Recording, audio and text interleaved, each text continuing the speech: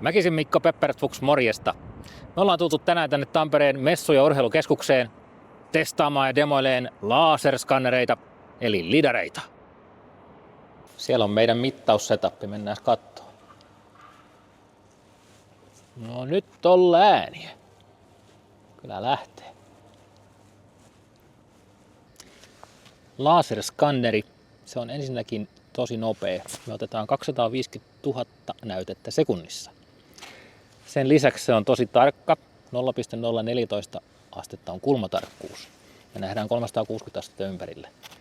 Ja vielä se näkee hemmetin kauas. Tämä laite näkee 60 metriin säde, eli 120 metriä ympärille, 360 astetta. Meillä on myös malleja, jotka näkee 140 metriin, eli lähes 300 metriä ympärille.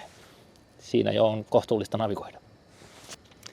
No niin, nyt meillä on siis skanneri, joka skannaa ympärilleen 360 astetta, 60 metriä säde, joka on kiinnitetty liikkuvaan ajoneuvoon, jolla kohta lähdetään ajelemaan. Ja meillä on langaton yhteys tuonne läppärille. Katsotaan mitä tapahtuu. No niin, sitten lähdetään liikkeelle. Katsotaan mitä skanneri näkee.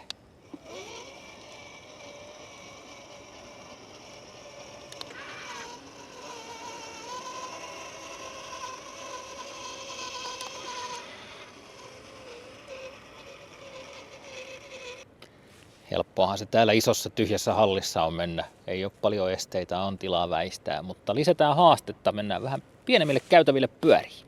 Tässä on jo vähän tyypillisempi tilanne. Joku tehdas, halli, käytävä, missä navigoidaan vaikka trukeilla. Silloin nopeus ja tarkkuus on ihan jees asioita. Lähdetään ajelee. Ruudulta näkyy, miten koordinaatista seuraa.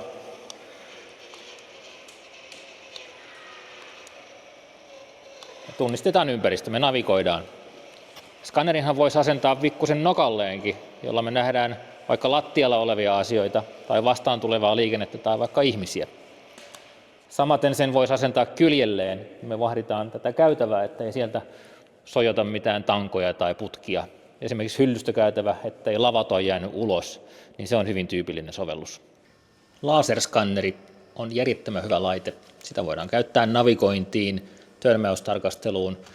Voidaan se asentaa myös kiinteisiin rakenteisiin vahtimaan, ettei sinne tule ylimääräisiä kulkijoita.